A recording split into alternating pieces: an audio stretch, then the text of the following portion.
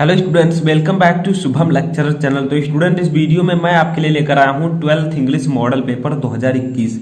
Student, इस video में हम जानेंगे कि 2021 बोर्ड एग्जाम में इंग्लिश का पेपर किस प्रकार से पूछा जाएगा, कौन कौन से क्वेश्चन होंगे, हमें क्वेश्चंस के आंसर किस प्रकार से देने हैं। और इस वीडियो में मैं आपको इंग्लिश के मॉडल पेपर के कुछ क्वेश्चंस का आंसर भी बताऊंगा। देखिए, सॉल्यूशन लिखा हुआ है। तो ये वीडियो आपके लिए बहुत ही इंपॉर्टेंट है क्योंकि आपको कुछ दिन बाद इंग्लिश का पेपर देना है।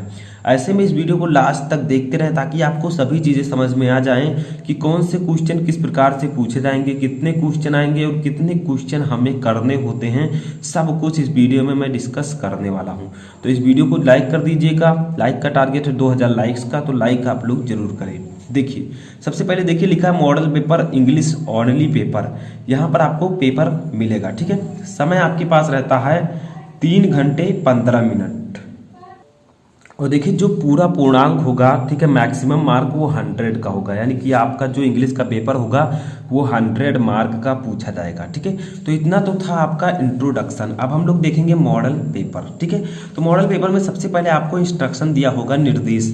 First 15 minutes are allotted to reading the question paper. 15 minute आपको क्वेश्चन पेपर को पढ़ना है। Note, this paper is divided into section A and section B. यानी कि 2 पार्ट होंगे, सेक्शन ए और सेक्शन बी। ठीक है, both the section are compulsory. यानी कि सभी सेक्शन आपके लिए अनिवार्य हैं। ऑल क्वेश्चन आर कंपल्सरी, सभी क्वेश्चन आपको करने हैं। देखिए, सेक्शन ये हमारा यहाँ से स्टार्ट होता है। इसमें आपका prose, poetry and short story और जो आपका फिगर ऑफ स्पीच है, ये सब होता है। ठीक है, तो सेक्शन ये में सबसे पहला क्वेश्चन आपका होगा, explain with reference to the context one of the following passages. ये आपका 10 नंबर का होगा। इसमें होगा क्या, 2 पैसेज आपके इंग्लिश प्रोज से दे दिए जाएंगे। ठीक है, जिसमें आपका एक girl with a basket, a fellow traveller, home coming और women's education, the heritage of India, ये सब चैप्टर्स आते हैं।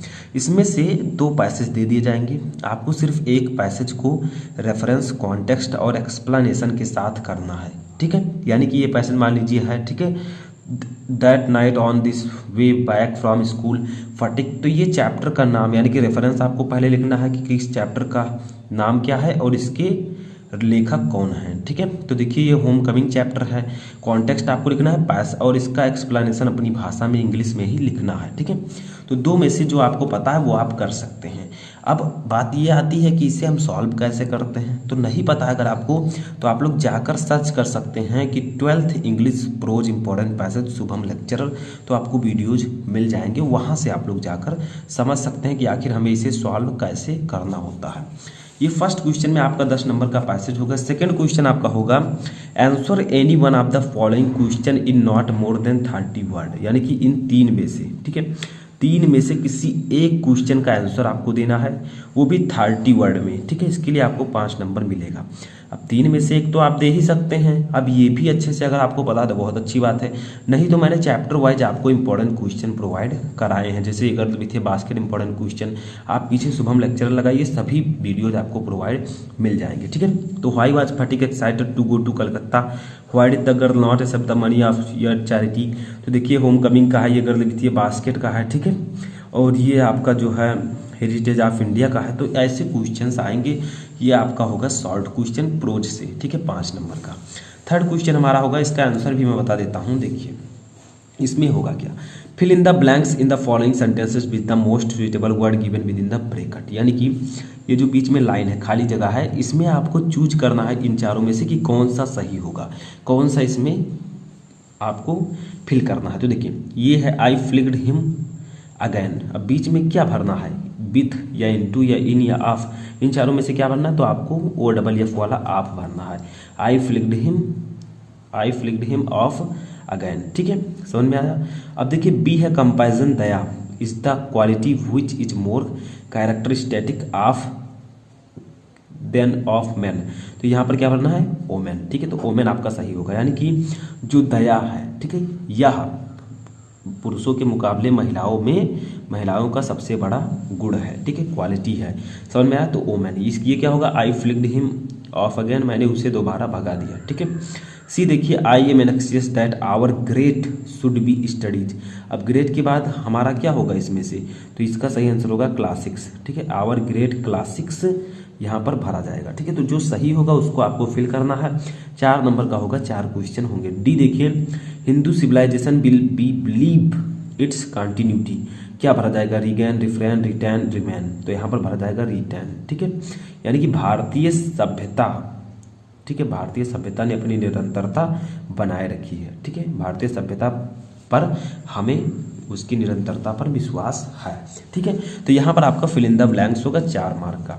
चौथा क्वेश्चन हमारा जो है वो भी क्वेश्चन आंसर होगा, जो कि होगा आपका शॉर्ट स्टोरी से। जैसे देखिए, answer any 2 of the following question in not about 30 word each. यहाँ पर होगा क्या कि किन्हीं दो का, आपको किन्हीं दो का इन तीनों में से आंसर देना है।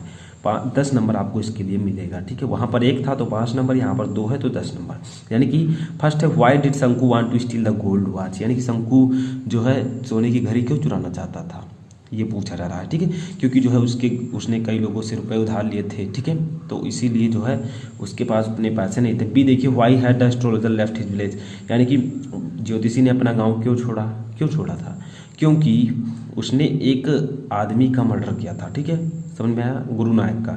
सी देखिए, what did the child feel when he was lost, यानी कि बच्चा जब गायब हुआ, अपने माता पिता से बिछड़ गया, तो उसने क्या फील किया, उसे क्या अनुभव हुआ। ठीक है, तो ये तीनों में से किसी एक को आपको करना है। 5वां क्वेश्चन है हमारा, तो 5वां क्वेश्चन हमारा देखिए क्या है, ये आपका प्रोज से है। ठीक है, इंग्लिश पोएट्री से है। देखिए, explain with reference to the context any one of the following extract. Same वही चीज़ है, इन दो आपको 2 पोएट्री दे दी जाएंगी, 2 जो है स्टैंजा दे दिए जाएंगे। ठीक है, अलग अलग चैप्टर से।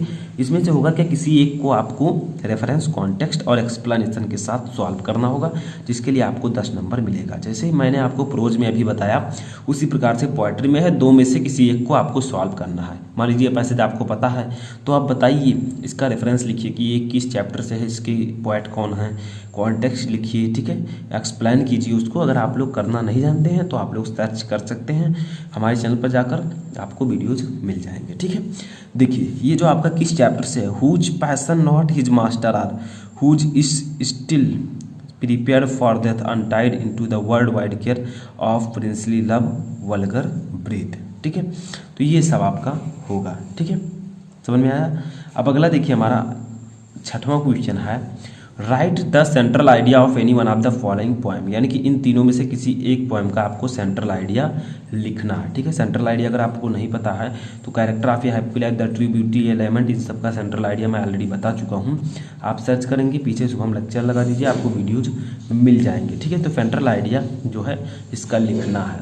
7वां क्वेश्चन हमारा आता है, जो कि सेक्शन ए का ही है, यह है आपका फिगर ऑफ स्पीच। इसमें होगा क्या, right the definition of any one of the following figure of speech with 2 examples, यानी कि इन तीनों में से किसी एक फिगर ऑफ स्पीच का डेफिनेशन लिखना है और उसके 2 एग्जाम्पल्स बताने हैं।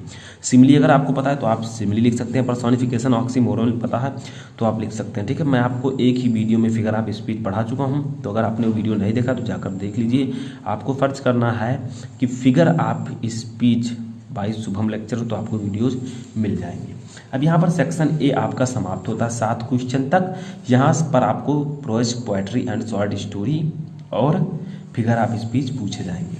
सेक्शन बी में हमारा ग्रामर पोर्शन आता है। देखिए, सेक्शन बी का 8वां क्वेश्चन से स्टार्ट होगा। 8वें का ये है, change any one of the following sentences into indirect form of speech, यानी कि डायरेक्ट इनडायरेक्ट है।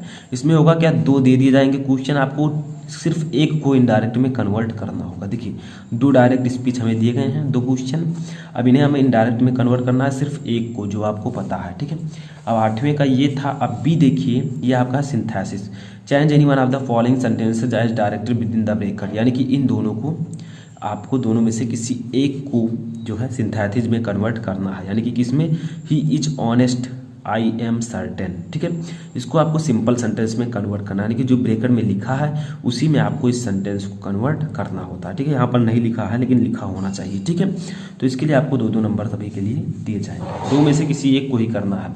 सी देखिए, transform any one of the following sentences as directed within the bracket, यानी कि इन दोनों में से किसी एक को आप ट्रांसफॉर्म कीजिए। इसका मतलब क्या, जैसे समर फॉलोज विंटर, ठीक है, इसका आपको पैसिव वॉइस में ट्रांसफॉर्म करना है। ठीक है, जो ब्रैकेट में लिखा हुआ है उसी सेंटेंस में आपको ट्रांसफॉर्म करना है।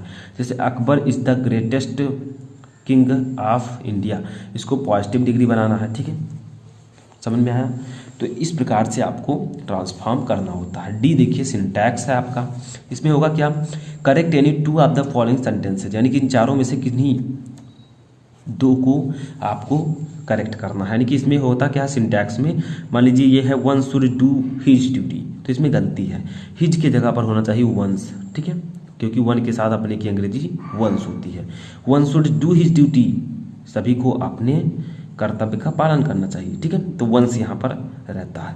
तो यही गलती होती है जिसे हमें सही करना होता है। 2 क्वेश्चन करना है, 2 नंबर दिए जाएंगे। यहाँ पे देखिए हमारा स्टार्ट होता है 9वां क्वेश्चन। 9वें का ये है, use any 3 of the following idioms and phrases in your own sentence so as to bring out their meaning clearly, यानी कि इन 5 में से किन्हीं 3 का आपको होमोफोन्स करना, आइडियम्स एंड फ्रेजेज करना है। जैसे देखिए ए ब्लैक शीप, अब आप इसका अर्थ लिखिए पहले मीनिंग इंग्लिश में, फिर उसको सेंटेंस में यूज कीजिए, ठीक है। जैसे हिंदी में आप पढ़ते हैं मुहावरे और लोकोक्तियाँ, वैसे इसमें होती है आइडियम्स एंड फ्रेजेस, ठीक है, समझ में आया। तो इस प्रकार से आपका ये रहेगा। इसका बी है 9वें का, जो कि है antonyms. Right antonym of the following words, ठीक है, यानी कि इन तीनों का आपको एंटोनिम लिखना है। इसमें आपको ऑप्शंस नहीं मिलेगा कि 5 में से 3 करना है, डायरेक्ट 3 दिए रहेंगे, तीनों करना होगा। सी है इसका राइट सिनोनिम्स, ये सिनोनिम्स यानी कि समानार्थी शब्द, ये भी 3 दिए रहेंगे, तीनों करना होगा, 3 नंबर आपको मिलेगा। डी है substitute 1 words for the following expression, यानी कि 1 वर्ड सब्सटीट्यूशन आपको दिया जाएगा, ठीक है, 3 नंबर का ये भी रहेगा। यानी कि इन तीनों को आपको सब्सटीट्यूट करना है, तीनों का 1 वर्ड सब्सटीट्यूशन लिखना है।